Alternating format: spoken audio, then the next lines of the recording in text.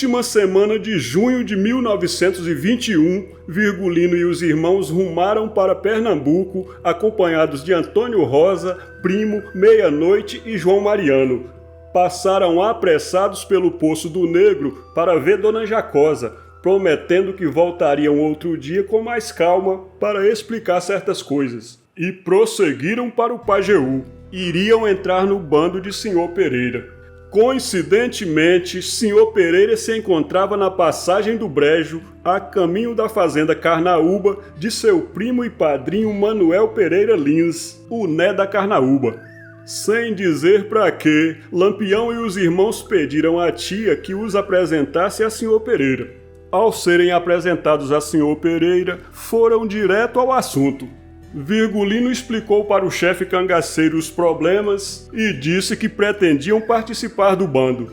Sr. Pereira os acolheu de pronto, haja vista que ele e os Ferreira tinham um inimigo em comum, o clã dos Nogueira, aliados tradicionais dos Carvalho.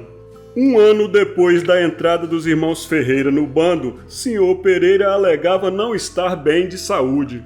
Várias ações do bando vinham sendo conduzidas por Lampião, que se tinha transformado numa espécie de seu braço direito. No entanto, enquanto Sr. Pereira tinha por objetivo primordial a luta contra os Carvalho e os Nogueira, o objetivo central de Lampião era outro. Não tirava da cabeça a ideia de vingar-se da morte de seu pai. Em junho de 1922, Lampião deixou o chefe no Pajeú e foi com uma parte do grupo a Bom Conselho de Papacaça, onde chegou no dia 21, a fim de visitar as irmãs e os irmãos pequenos que ali se encontravam sob a proteção do coronel Zezé Abílio. A viagem foi feita em surdina, a fim de evitar que a polícia fosse depois incomodar o coronel. Terminada a visita, Lampião desceu até Água Branca, tentando topar de jeito com seus inimigos Lucena, Amarílio, Manuel Sá e os Quirino. Lampião vivia dizendo que iria pegar Amarílio em sua própria casa, mas ninguém levava a sério tal ameaça, por se considerar que seria muito atrevimento entrar em Água Branca. Além disso, Lampião tinha uma birra com relação à ilustre baronesa de Água Branca, Joana Vieira de Siqueira Torres. Há um ano atrás, Lampião tinha mandado um bilhete pedindo 20 contos de réis a ela. A baronesa mandou dizer de volta: "Eu tenho 20 contos, mas é para comprar bala para enfiar no couro daqueles bandidos." A baronesa, uma senhora de 90 anos de idade, era viúva de Joaquim Antônio de Siqueira Torres, cidadão que durante o Império tinha recebido de D. Pedro II o título de Barão de Água Branca, tendo hospedado em sua casa o imperador quando de visita a Mata Grande, que à época se chamava Paulo Afonso. Além do dinheiro que, conforme se especulava, a viúva guardava em casa, uma razão mais forte justificava um assalto. Os filhos da baronesa eram pessoas influentes, ligadas às autoridades, e Lampião gostava de desmoralizar gente importante. Naquela época, a baronesa era a pessoa mais importante de Água Branca. Graças a seu prestígio, vieram de Maceió forças especiais para guarnecer a cidade. José Lucena recebeu carta branca para acabar com os cangaceiros. O que ele fizesse estava feito. Virgulino enviou um espião à feira de Água Branca a fim de verificar as forças policiais. Enquanto isso, Lampião esperava as notícias em Bom Conselho de Papacaça. Depois de ficar informado sobre a situação de Água Branca, Lampião rumou em direção ao município. Foram 4 dias de viagem, sendo que os dias serviam para descanso de Lampião. Na noite de 25 de junho de 1922, o cangaceiro tomou um sítio não muito longe de Água Branca e obrigou o dono a fazer compras na cidade. Deu-lhe dinheiro e uma lista que continham cigarros, fósforos, esteira de piripiri, 2 redes brancas e uma lata de tinta vermelha.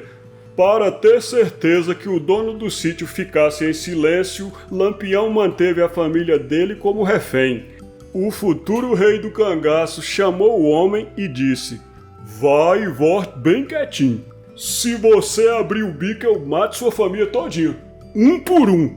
Lampião dividiu seu bando estrategicamente. 4 duplas se formaram para fazer o bloqueio das estradas da cidade e ali ficaram até o término do assalto. Para entrar em Água Branca, Lampião concebeu um estratagema insolente. Mandou enrolar todos os rifles em esteiras de piripiri, pôs os embrulhos em 2 redes juntamente com as cartucheiras, chapéu de couro e bornais, cobrindo-os com lençóis brancos, jogou a tinta vermelha em cima para parecer sangue, como se fossem corpos de defuntos para simular o sepultamento na forma como eram enterrados os mortos naquele tempo. Ao amanhecer do dia 26, os cabras entraram na cidade com os defuntos. Passaram em frente à cadeia, subiram a ladeira a caminho da igreja. Os soldados mal olharam a passagem do cortejo. No quadro da igreja, dobraram à esquerda, descendo para a casa da baronesa, um casarão que ficava na esquina da rua que dava acesso à estrada para Mata Grande. Quando chegaram perto, jogaram as redes no chão, cada um pegou seu rifle e seus pertences, e divididos em 3 grupos, uns foram com Antônio Ferreira e Livino para a casa de Amarílio, outros tomaram posição em frente ao casarão da baronesa, prevendo alguma reação dos moradores ou da polícia, enquanto que Lampião com os demais contornavam o casarão, já que a porta da frente parecia o portão de uma fortaleza. Os cangaceiros forçaram a porta dos fundos e entraram na casa sem problema. Havia um porão que no passado servira de senzala dos escravos. Uma escada dava acesso à parte de cima, que era o térreo, onde havia uma escada para o sótão.